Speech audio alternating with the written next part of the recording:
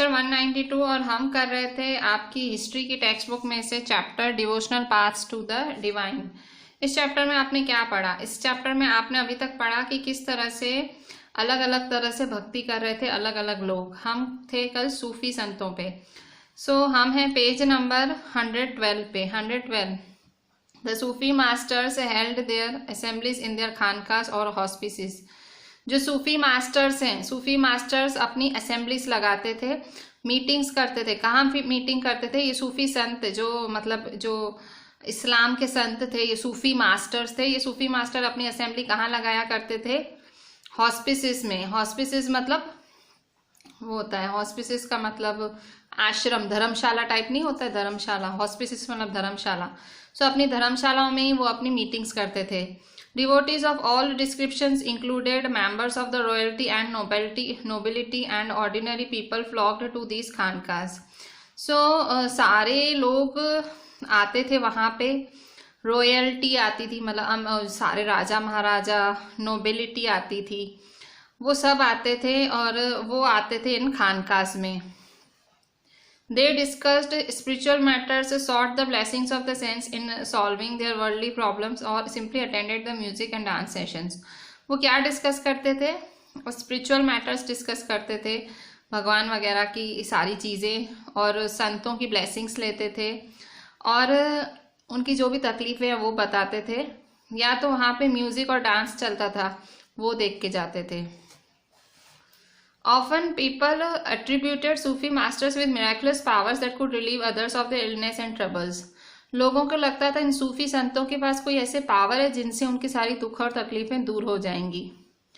The tomb or dargah of a Sufi sant become a place of pilgrimage to which thousands of people of all faiths thronged. उनकी जो दरगाह थी वहाँ पे, वो दरगाह उनकी एक पिलग्रिमेज बन गई, उनकी दरगाह एक तीर्थ स्थल बन गई जहाँ पे लोग आते थे, हजारों लोग आते थे और मतलब वहाँ पे आके अपनी माथा टेक के जाते थे। अभी देखते हैं पेज नंबर 113 पे। 113 page number. New religious development in north India. North India में क्या क्या रिलीजियस डेवलपमेंट हुई? धर्म वाली चीज़ें हैं उनमें क्या डेवलपमेंट हुई? The period after the 13th century saw a new wave of the bhakti movement in north India.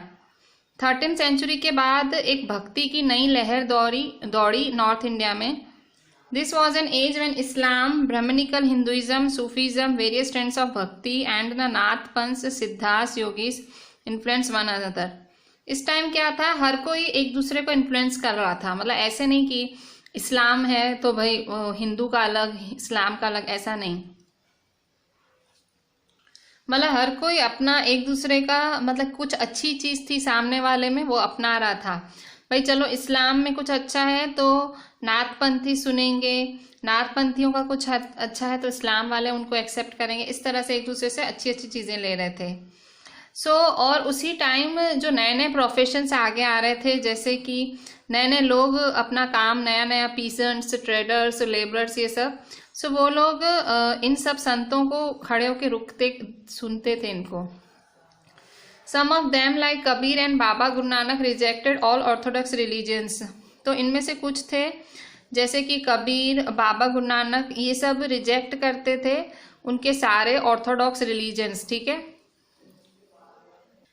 ये सारी जो जातियां थी, क्राफ्ट पर्सन थे, पीजेंट्स थे, ट्रेडर्स थे, लेबरर्स थे, वो लोग उमड़ते थे इन सब की सारी चीज़ें सुनने के लिए। पर कुछ कबीर और बाबा गुरु नानक थे, कुछ संत थे जिन्होंने जो पुरानी रिलीजन्स थी उनको नकार दिया। सम Kabir and Baba Guru Nanak rejected all Orthodox religion. Others like Tulsidas, Surdas accept existing beliefs and practices but wanted to make these accessible to all. और जो बाकी संत थे, तुलसीदास थे, सूरदास थे, वो जो भी सब लोगों की मान्यताएं थी उनको मानते थे और वो सबको अपनी लैंग्वेज में कन्वर्ट करके वो लोग दोहे बना बना के सुनाते थे। Tulsidas conceived of God in the form of Ram. Tulsidas क्या मानते थे? कि भगवान तो राम ही हैं। ठीक है। Tulsidas conceived of God in the form of Ram. Tulsidas composition the Ramcharitmanas written in Awadhi. Tulsidas ने रामचरितमानस कौन सी लैंग्वेज में लिखी? अवधी में लिखी। Is important both as an expression of his devotion and as a literally work. So उनका मतलब जो भक्ति है और मतलब भक्ति दिखाती है उनकी। Surdas was an ardent devotee of Krishna. Surdas कौन थे? सूरदास कृष्णा के डिवोटी थे। His compositions compiled in the Sursagar Saravali Sahitya Lahari express his devotion. Surdas किसको मानते थे? कृष्णा को। और तुलसीदास राम को। तुलसीदास ने क्या लिखी? रामचरितमानस। कौन सी भाषा में? अवधी में। सूरदास कृष्णा के भक्त थे। His compositions compiled in the Sursagar Sursaravali Sahitya Lahari express his devotion. So उनकी जो भी कंपोजिशंस थी जैसे कि सुरसागर सुरसरवली साहित्य लहरी, ठीक है, सो ये सब इनकी कंपोजिशंस थी। Sursagar Sursaravali Sahitya Lahari. Also contemporary was Shankar Dev of Assam. दूसरे कौन थे? शंकर देव थे आसाम के। वो भी विष्णु भगवान को ही मानते थे। You emphasise devotion to Vishnu and composed poems in and plays in Assamese. वो आसाम भाषा में, आसामीज भाषा में सारे पोएम्स और वो बनाते थे। He began the practice of setting up namgars or houses of recitation and prayer, a practice that continues to date. So उन्होंने नामगर बनाना चालू किया। He began the practice of setting up namgars, ठीक है, उन्होंने नामगर्स बनाए, हाउसेस ऑफ रेसिटेशन प्रेयर्स बनाए जो आज तक चलते हैं। नामगर्स क्या है? वहाँ प्रार्थना की जाती है, प्रेयर बोली जाती है, ठीक है। सूरदास कौन थे? सूरदास कृष्णा के डिवोटी थे और उनकी जो कंपोजिशन थी सुरसागर सुरसरवली साहित्य लहरी, उसमें वो अपनी भक्ति दिखाते थे। और शंकर देव, असम के जो शंकर देव थे, वो भगवान विष्णु को अपना डिवोशन दिखाते थे और वो आसामीज में सारे प्लेस लिखते थे। और वो नामगर्स जो थे, he began the practice of setting up namghars, तो वो उन्होंने नामगर भी चालू किया बनाना। This tradition also included saints like Dadu Dayal, Ravidas and Mirabai. So ये ट्रेडिशन में और कौन कौन थे? मतलब एक भगवान को अपना बना लेते थे और उससे रिलेटेड वो भजन लिखते थे, स्टोरीज लिखते थे। सो ऐसा और कौन करते थे? So this tradition also included saints like Dadu Dayal, Ravidas, Mirabai. So इस ट्रेडिशन में बाकी लोग भी थे। दादू दयाल थे, रविदास थे, मीराबाई थे। मीराबाई कौन थी? मीराबाई एक राजपूत प्रिंसेस थी और वो मेवाड़ के एक राजघराने में उन्होंने जन्म लिया था। मीराबाई रविदास की भक्त थी और वो a saint from a caste. Mirabai जो थी, मीराबाई रविदास की कहते हैं ना, शिष्य थी। रविदास कौन थे? रविदास अनटचेबल जाति के थे, ठीक है। So she was devoted to Krishna. वो कृष्णा की भक्ति करती थी और उनके लिए भजन लिखा करती थी। वो गाने गाती थी जिसमें वो जो अपर कास्ट के रूल्स रेगुलेशन है उसको चैलेंज करती थी और वो राजस्थान और गुजरात में बहुत फेमस हुए। A unique feature of most of the saints is that their works were composed in regional languages and could be sung. So जो यूनिक फीचर है संतों का वो ये था कि वो रीजनल लैंग्वेज में भाषा मतलब जो भी गाने भजन वगैरह होते थे अपनी लोकल लैंग्वेज में लिखते थे और वो गाते भी थे। सो इसलिए वो पॉपुलर भी हुए। मतलब जो भाषा आप जानते हो उसी भाषा में आप कुछ सुनो। So usually the poorest most deprived communities and women transmitted these songs. So कौन ये गाता था? जो गरीब होते थे या ऐसी कम्युनिटीज, औरतें ये गाना गाती थी और वो अपना एक्सपीरियंस भी उस गाने में डालती थी। Thus the songs as we have them today are as much a creation of sons as of generation of people who sang them. So आज हम गाना गाते हैं, सो संतों द्वारा तो लिखा गया है, पर ये जब जो औरतें और ये सब गाते थे उनका भी एक्सपीरियंस है। सो आज भी हम ये भजन, ये गाने गाते हैं। They have become a part of our living popular culture. So इसमें आपने किसके बारे में पढ़ा? मीराबाई के बारे में पढ़ा, ठीक है। सो मीराबाई भी भजन गाती थी। अच्छा, ये एक इम्पॉर्टेंट चीज़ है। मीराबाई कौन थी? So Mirabai was a Rajput princess, Rajput राजकुमारी थी और उन्होंने एक शाही घराने में मेवाड़ के शाही घराने मेवाड़ में शादी हुई थी। इन द 16th century 16वीं शताब्दी में Mirabai became a disciple of Ravidas. Mirabai किसकी डिसिपल हुई थी, किसी की भक्त हुई थी? रविदास की। अ संत फ्रॉम कास्ट कंसिडर्ड अनटचेबल। सो मीराबाई किसकी हुई थी? भक्त रविदास की भक्त हुई थी और वो कास्ट अनटचेबल मानी जाती है। ठीक है, सो ये था हमारा पेज नंबर 114। फिर ये पेज है हमारा, ये 114 है।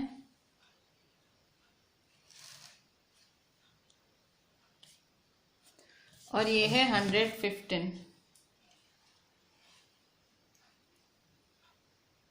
अब कबीर के बारे में देखेंगे। कबीर जो थे वो 15th और 16th सेंचुरी में रहते थे। सबसे ज़्यादा इन्फ्लुएंशियल संत थे वो मुस्लिम झूलास और weavers. He was brought up in a family of Muslim julahas और वीवर सेटल्ड इन और near the city of Banaras. तो कबीर कौन थे? कबीर भी एक बहुत ही ज़्यादा प्रतिभाशाली संत थे। So Kabir was one of the most influential sant. He was brought up in a family of Muslim julahas और weavers settled in or near the city of Banaras. So वो किसकी फैमिली से रिलेटेड बिलोंग करते थे?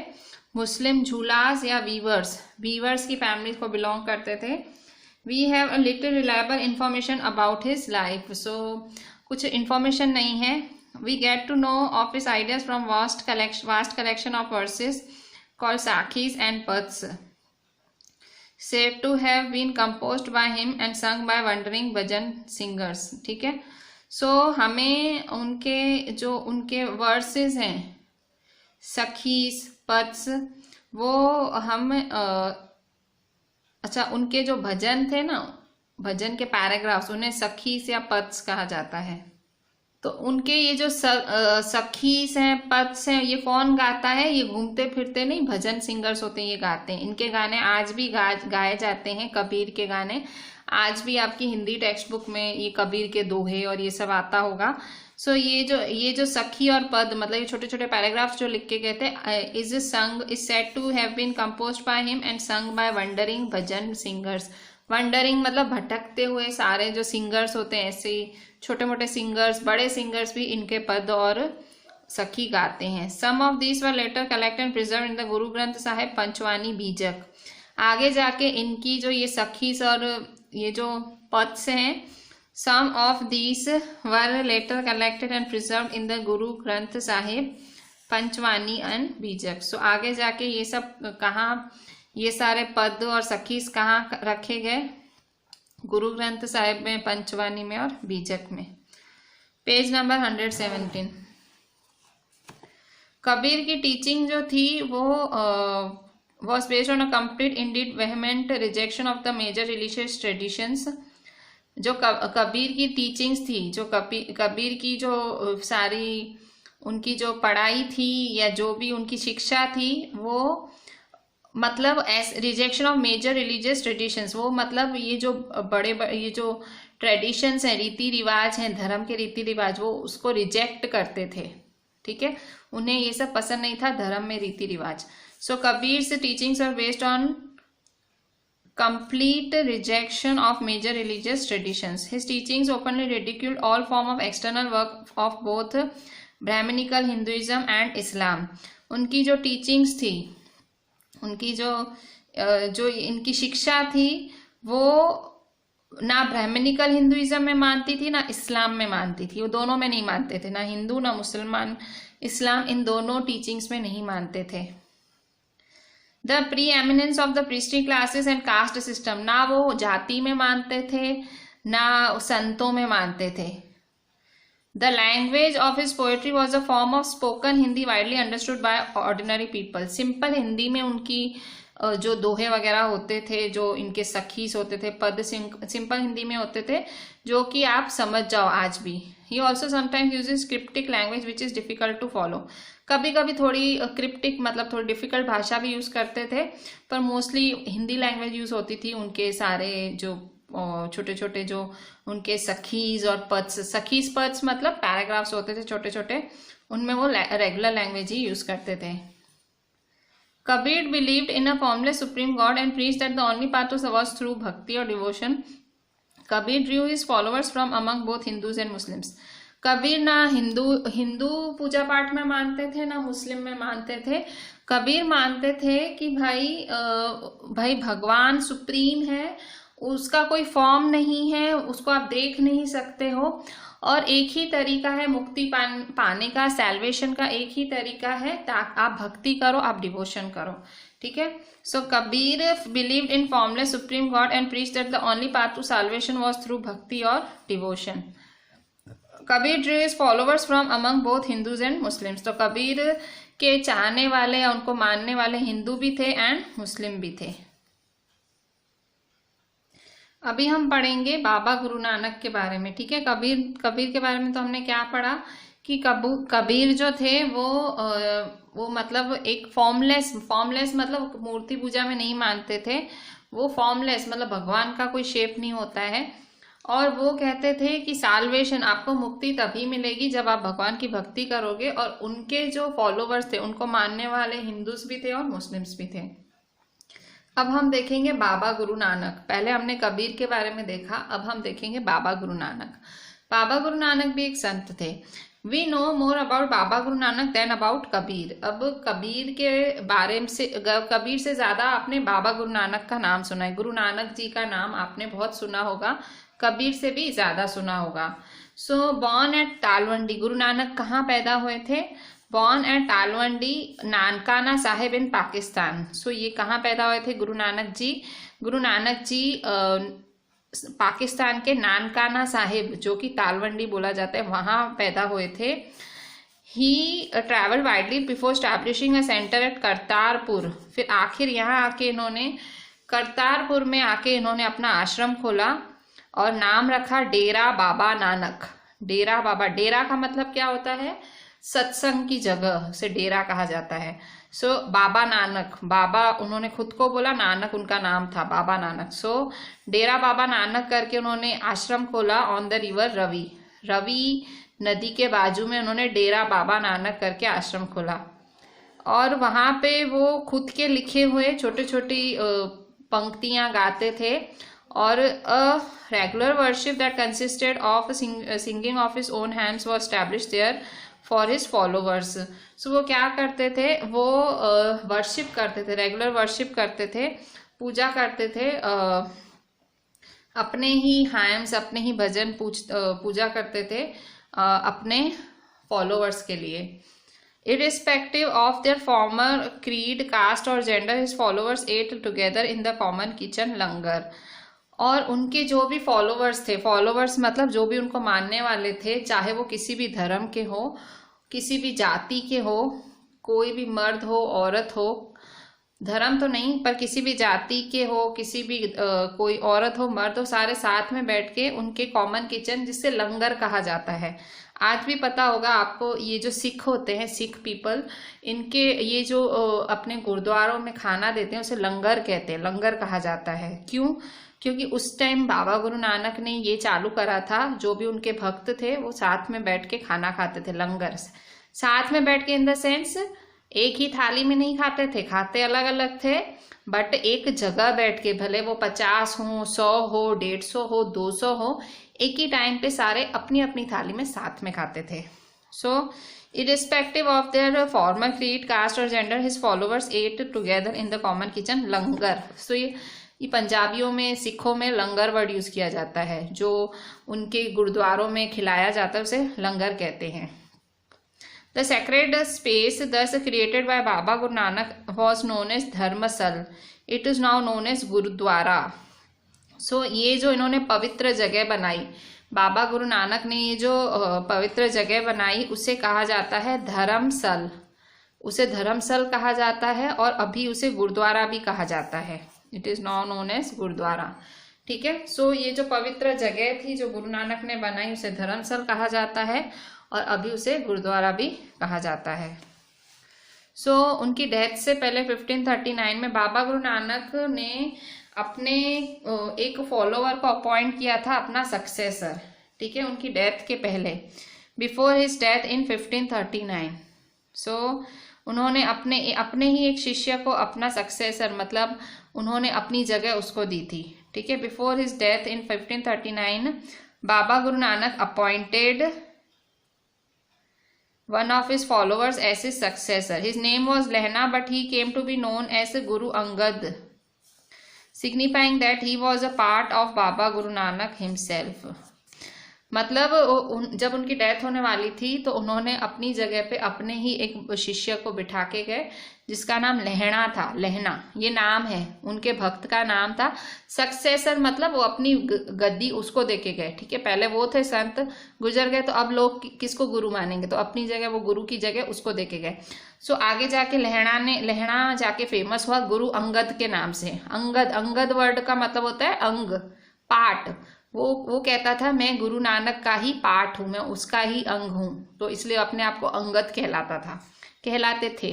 Guru Angad compiled the composition to which he added his own. So Guru Angad क्या करते थे, गुरु नानक की ही जो लिखी हुई कंपोजिशंस होती थी, जो उनकी लिखी हुई थी, और उन्होंने उनकी कंपोजिशन से ही एक नई लैंग्वेज बनाई जिसका नाम रखा गुरुमुखी। सो Guru Angad compiled the compositions of बाबा गुरु नानक। उन्होंने गुरु नानक की जितने भी चीजें थी, जो भी वो लिख के गए, दोहे, वर्सेस, पद, सखी, जो भी लिख के गए, जितनी भी जो भी पोयम्स, कुछ भी लिख के गए, स्टोरीज, उन सबको गुरु अंगद ने क्या किया, कंपाइल किया, इकट्ठा किया।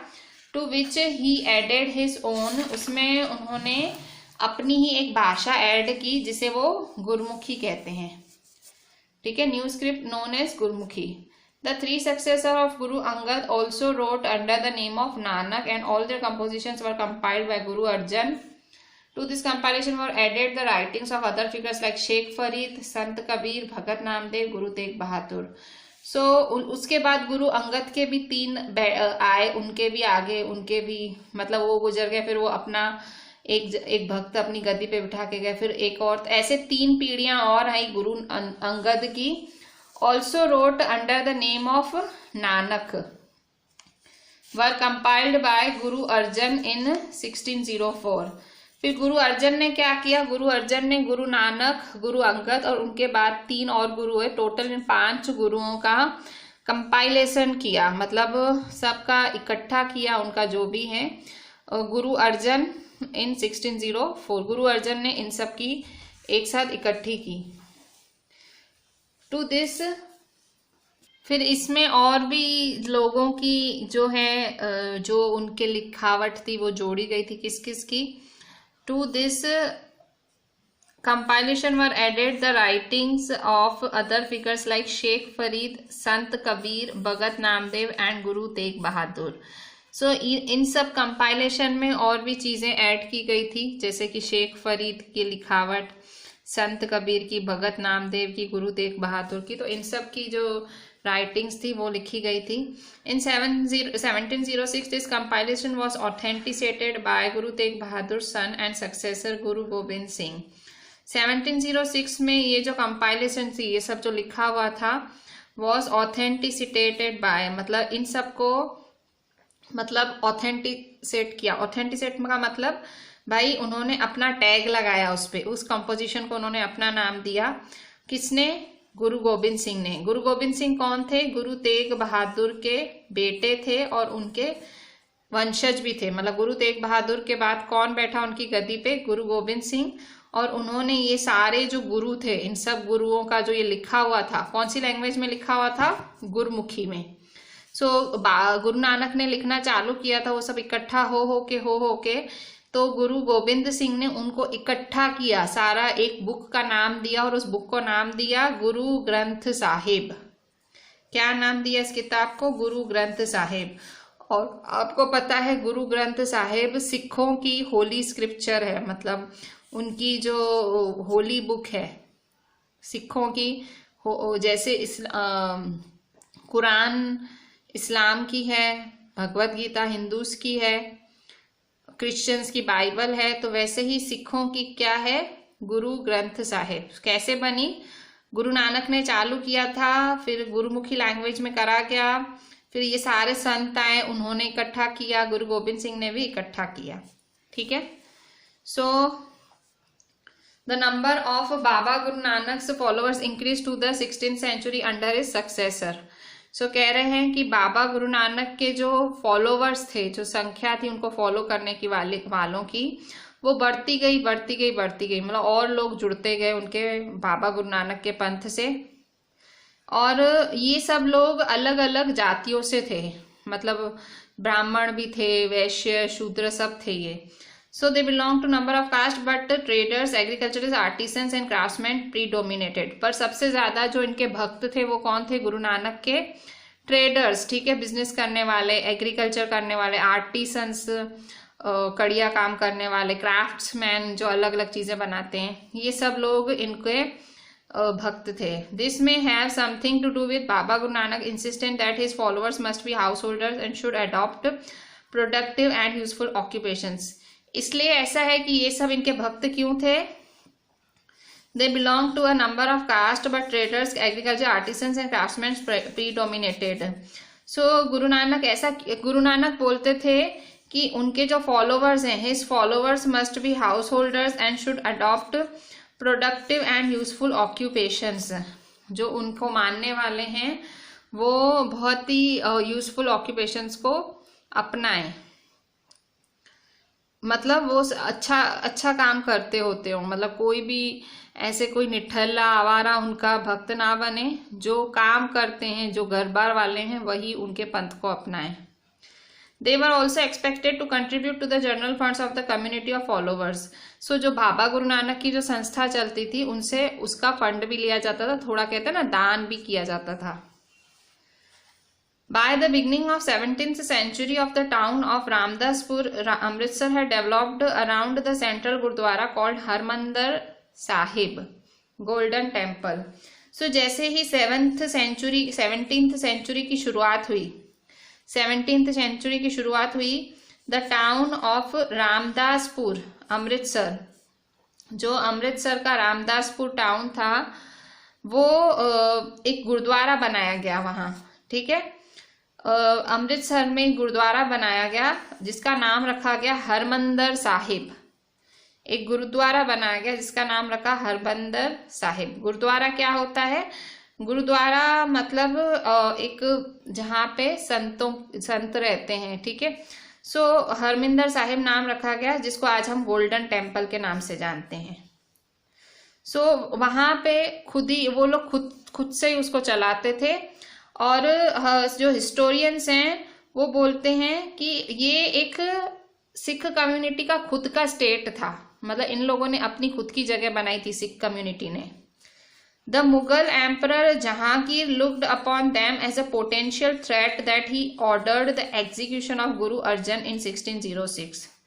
उस टाइम जहांगीर एम्परर थे, मुगलों के राजा जहांगीर थे, उनको लगा ये सिख लोग तो अपना खुद का कास्ट जमा रहे हैं, क्योंकि इन्होंने तो अपना गोल्डन टेम्पल ही बना लिया था, अपना एक शहर बसा लिया था। सो डर लग गया जहांगीर को। तो जहांगीर ने क्या किया, जो इनके गुरु अर्जन थे, गुरु अर्जन उसको उन्होंने मरवा दिया, उनको एग्जीक्यूट करा दिया, उसकी डेथ करवा दी 1606 में।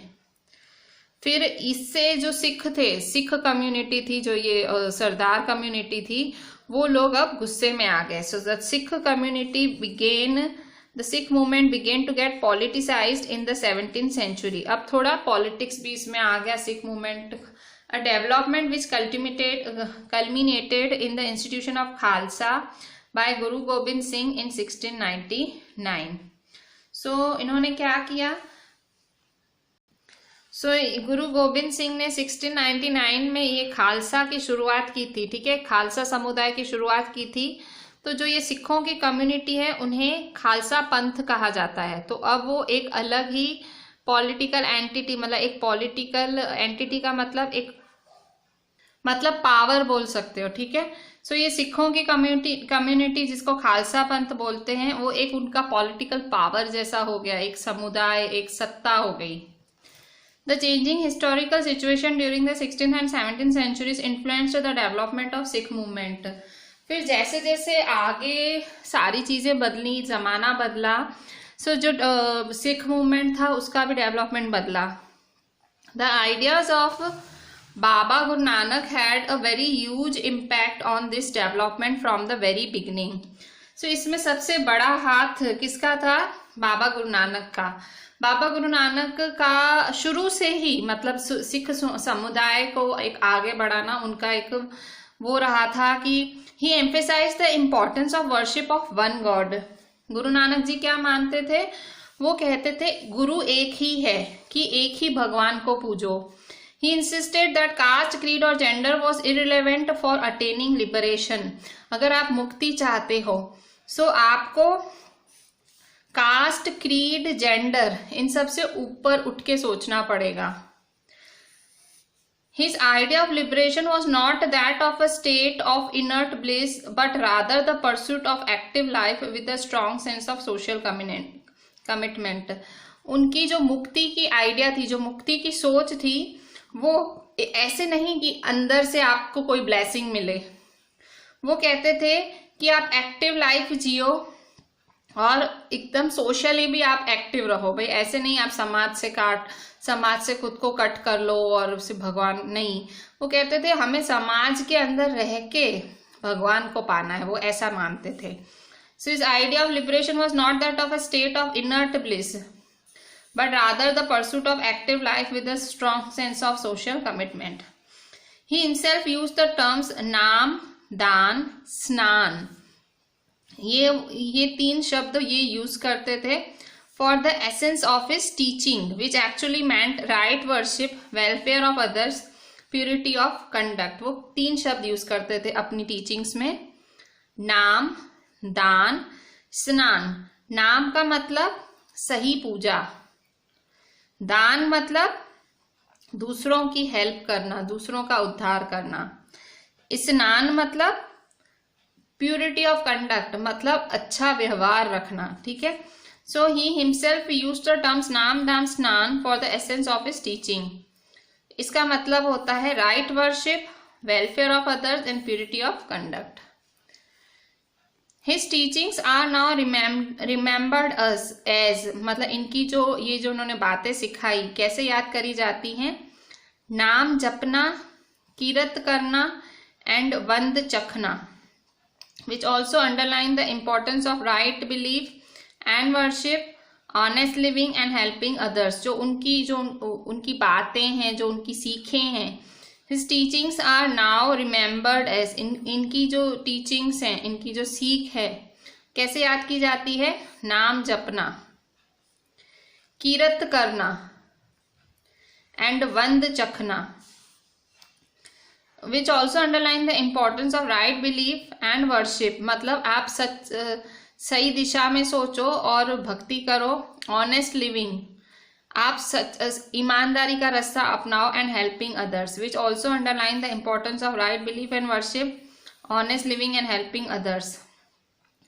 Thus, Baba Guru Nanak's idea of equality had social and political implications. So ये जो बाबा गुरु नानक की आइडिया है इक्वालिटी की, बहुत मतलब वो सोशली भी लोगों को अपनी ओर खींचती है, पॉलिटिकली भी खींचती है। This might partly explain the difference between the history of followers of Baba Guru Nanak and the history of followers of other religious figures of the medieval centuries like Kabir, Ravidas and Dadu, whose ideas were very similar to those of Baba Guru Nanak. So basically जो बाबा गुरु नानक की सोच थी और जो बाकी जो गुरुज हुए जैसे कि कबीर, रविदास, दादू, इन सब की सोच एक जैसी ही थी तकरीबन। बच्चों अभी हम इसकी बैक एक्सरसाइज देख लेते हैं। चैप्टर की एक्सप्लेनेशन पूरी हुई। पेज 120 पे back exercise. Match the following: the Buddha, Shankar Deva, Nizamuddin, Auliya, Nayanars और अलवर्स। सो बुद्धा, फिर namghar, worship of Vishnu, questioned social differences, Sufi sant, worship of Shiva. So Buddha के साथ हम क्या मैच करेंगे? बुद्धा के साथ मैच करेंगे क्वेश्चनड सोशल डिफरेंसेस। बुद्धा ने सवाल किए कि इतना भेदभाव क्यों? शंकर देव ने नामघर बनवाए। निजामुद्दीन औलिया एक सूफी संत थे। नयनर्स कौन थे? जो शिव जी की वर्शिप करते थे, वर्शिप ऑफ शिवा। अलवर्स कौन थे? वर्शिप ऑफ विष्णु, जो विष्णु जी की वर्शिप करते थे। Shankar was an advocate of, Shankar जो थे किस चीज की वकालत करते थे? Advaita. Ramanuja was influenced by the, Ramanuja किससे इन्फ्लुएंस्ड थे? अलवर्स से। Blank and blank were advocates of Virashaivism. So blank Basawan,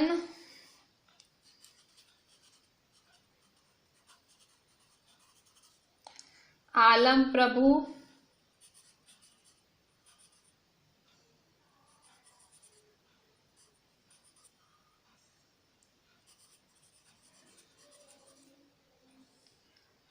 अक्कम्मा Mahadevi.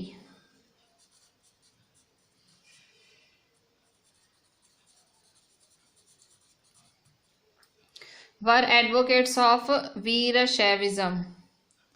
D, blank was an important centre of bhakti tradition in Maharashtra. Bhakti का सेंटर कौन सा था महाराष्ट्र में? पंदरपुर करके जगह थी महाराष्ट्र में, वो एक इम्पॉर्टेंट सेंटर था भक्ति का। Next question, describe the beliefs and practices of Nathpanthis, Siddhas and yogis.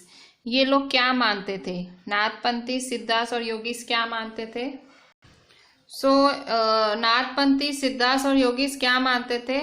First, they advocated renunciation of the world. उन्होंने बोला कि आप वर्ल्ड को रिनंसिएट का मतलब कि भाई दुनिया का त्याग कर दो। वो बिलीव करते थे द पाथ टू साल्वेशन, अगर आप मुक्ति चाहते हो तो आप मेडिटेट करो। मेडिटेट मतलब भाई मंत्र जाप करो। और फॉर्मलेस गॉड मतलब भगवान को इमेजिन किए बिना, मतलब उसकी कोई मूर्त नहीं बनाओ, मन ही मन उनका जाप करो और ऐसे समझो कि आप भगवान से एक हो गए हो। To achieve this, they advocated intense training of mind and body through practices like योगासन, breathing exercise, meditation. वो कहते थे कि आप अपनी बॉडी को ट्रेन करो, माइंड को ट्रेन करो और योगासन करो, ब्रीदिंग एक्सरसाइज करो, मेडिटेट करो, ताकि आप ये जो भगवान के साथ आप एक हो पाओ। They did not believe in the ritual and other aspects of conventional religion and social order. वो रीति रिवाजों में या ऐसे धर्म में या सोशल समाज की किसी भी चीज में नहीं मानते थे। सिंपल वो कहते थे खुद को दुनिया से अलग कर दो और एकदम वो ब्रीदिंग करो और योगासन करो, ये सब करके आप भगवान के साथ जुड़ जाओ। Fourth number, What were the major ideas expressed by Kabir? Kabir ने कौन सी आइडियाज एक्सप्रेस की थी? How did he express these? So the major ideas expressed by Kabir include rejection of major religious traditions. उनको ये जो धर्म की बड़ी बड़ी सारी ट्रेडिशंस थे वो उनको पसंद नहीं थी। Criticism of all forms of external worship of both Brahmanical Hinduism and Islam. उनको मूर्ति पूजा पसंद नहीं थी, ना ब्राह्मणों की ना मुसलमानों की। Criticism of priestly classes, caste system. उन्हें ये जो प्रीस्ट होते थे, संत होते थे, कास्ट जातिवाद ये सब पसंद नहीं था।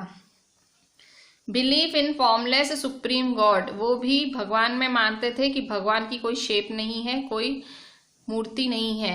Emphasis on भक्ति और डिवोशन टू अचीव साल्वेशन। वो कहते थे भक्ति करो अगर भगवान को पाना है तो। इस तरह से और कैसे एक्सप्रेस करते थे, ये सारी इनके विचार कैसे बताते थे लोगों को। Kabir expresses ideas in a vast collection of verses known as sakhis, मतलब इन्होंने सखी करके पैराग्राफ्स लिखे थे, एंड पद्स, सखी और पद लिखे थे। These are said to have been composed by him and sung by wandering bhajan singers. उन्होंने सारा ये खुद लिखा था, और ये सब कौन गाते हैं, ये जो लोग घूमते फिरते सिंगर्स होते हैं, ये इनके गाते हैं और प्रमोट करते हैं। ठीक है, so with this we are ending this chapters exercise. हमने अभी तक बैक एक्सरसाइज के ये चौथा क्वेश्चन तक किया है। So with this I am ending this chapter. Right each and everything properly and WhatsApp me everything. Thank you.